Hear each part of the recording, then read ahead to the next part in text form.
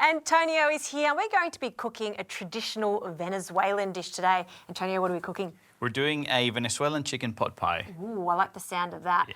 There's a lot of delicious ingredients here in the filling. We're going to start there? Yes, we're gonna start with the filling, and I'm gonna get you to start chopping the leeks. Okay, so one leek. How do you just finely chop? Yeah, finely chop. Yep. And then after we get the leek going, we're gonna do the garlic. Okay. And I'm gonna start here with sauteing our veggies. Now, I'm really interested in Venezuelan cuisine, and I must admit, I didn't know too much about it until recently. What makes it so unique compared to other types of cuisine?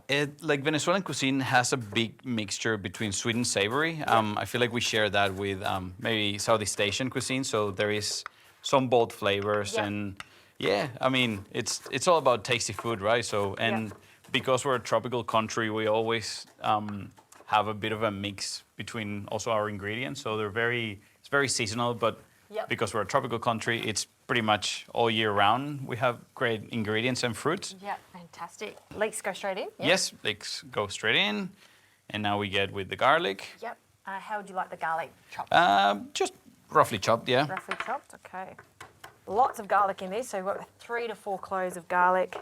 Yes, that's a good stuff. Now, we're gonna put a bit of salt just to helping break down those onions and the leek. Okay. It's important we salt all through the process, so we wanna build, layers of flavor. Perfect, so now we're almost, a bit of color. Now we can add the garlic. Yeah. And once the garlic starts to smell a bit fragrant, then we'll add our capsicum. Okay, capsicum. And 1 large red capsicum finely sliced for this. Perfect. Okay, if the pan's looking a bit dry, you can always add a little bit of olive oil.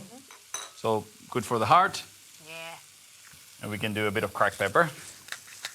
And the chicken, we've already pre-cooked the chicken. With chicken breast, is it? Chicken breast is fine. A good take on this is, getting a roast chook from the shops. If you don't have too much time, this actually comes together pretty quickly, but the roast chook also gives it a nice flavor, so it's always a good option. Absolutely. But if you do have the time, you can do your chicken breast. Yeah, it's 1 chicken breast, just poach it, takes no time at all. Yeah. And that was 2 chicken breasts that we've got 2 chicken here? breasts, and now we're gonna go with the tomatoes. Finely chopped. Perfect. Gonna stir those in.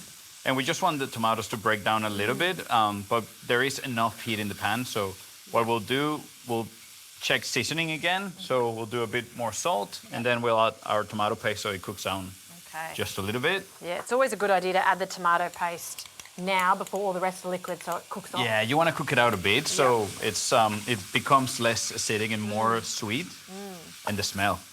Smells great with the capsicum there. I also find Venezuelan food's always very bright and happy and colourful.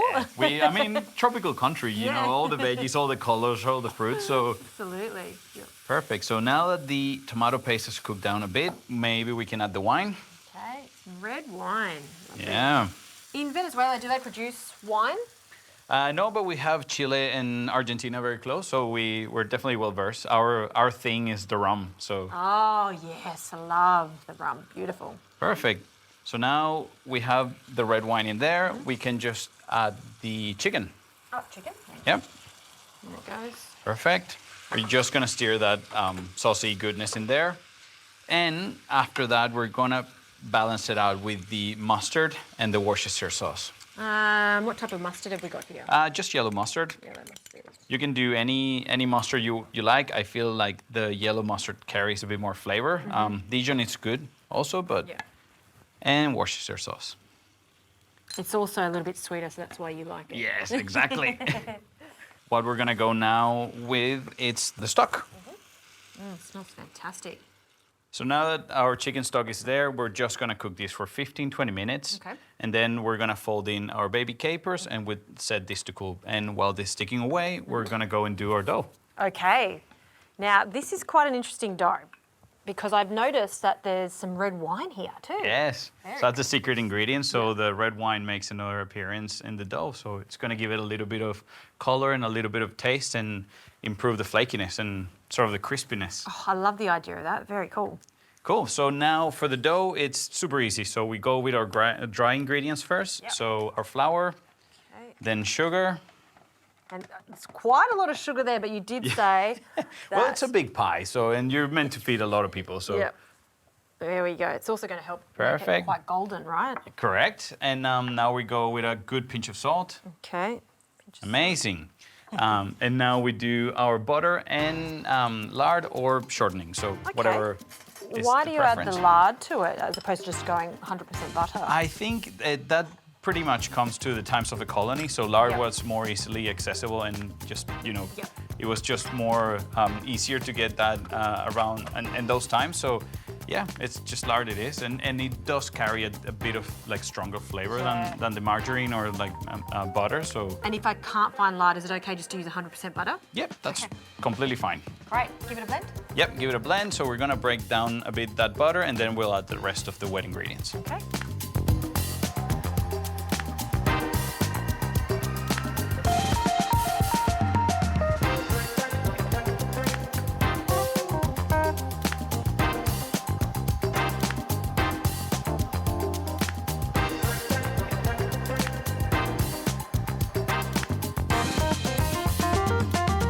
Antonio, this is the largest rolling pin I have ever seen. I didn't even know I had that. I love this kitchen. Yeah, this is great.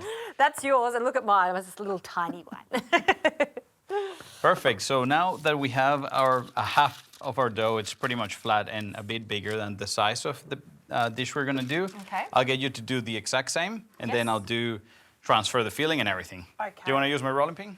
No, I'll stick to my little baby one. I might steal your baking paper on the top. Yes, perfect. Get you this one. There you go. And now we'll just transfer this to the baking dish. It's a beautiful, soft dough. It's very forgiving. It's a good recipe for people that are starting because, it doesn't really matter.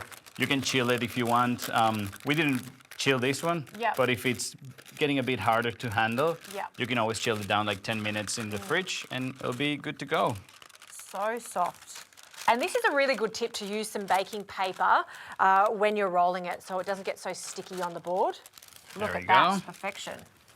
And I'll roll the top out. Could you use this dough for a sweet pie? You could. We've got the sugar content in there. You could. You could throw some, maybe some minced fruit in there. You could use, pretty much anything. Yep. And so you're almost like squishing it in there. It's not so perfect. It doesn't have to be perfect. No. It's, home cooking. It's still going to be delicious. And what you want to do is like get it just a bit on top of the line where the filling is going to meet. Right. So that when we use the top bit, it can act as a lid. Okay. And now we get the filling in.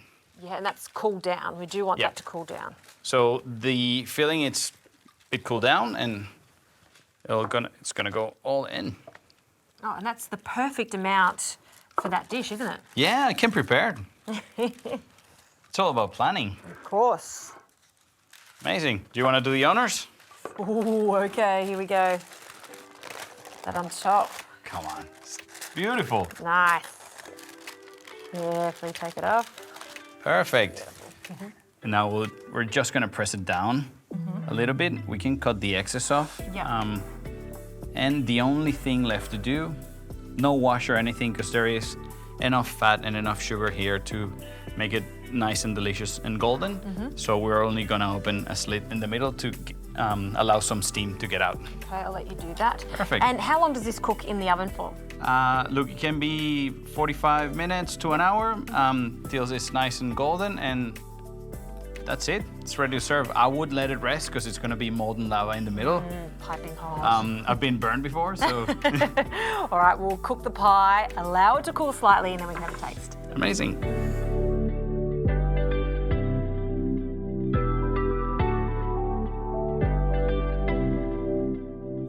I wish you could smell this, that lovely chicken stew that we made. And this dough, it's just like a wonder dough. It's nice and golden and crispy and delicious, yeah. And Should we get into it? Yeah, absolutely. And it hasn't shrunk much at all either. No, I think that's also the fat content in there, so we're gonna cut a big slice. Yeah, the best thing about this pie is you don't have to worry about demolding it. You just cut into it and serve it straight away. And you can feed so many people with just one, so. Yeah. Oh, look at that filling. Fantastic. And I don't know if you can see here, but see, this is the base. And it's crispy too, with all that heavy stew there. It still has stayed quite crispy from the oven. Yes, that's it. It's. I think that's a mark of the good chicken pot pie. So it's not soggy. Oh, yum. Yes, ready to taste. That's for you. All right, go right here. I want everything. Pastry, chicken.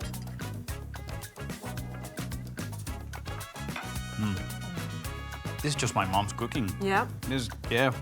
I was just about to say, is this the real taste of Venezuela? I think so. It's colorful, it's savory, Yeah. it's sweet. If you haven't tried making Venezuelan food at home, well, this is your sign to start cooking it. It's easy, delicious, it's happy food.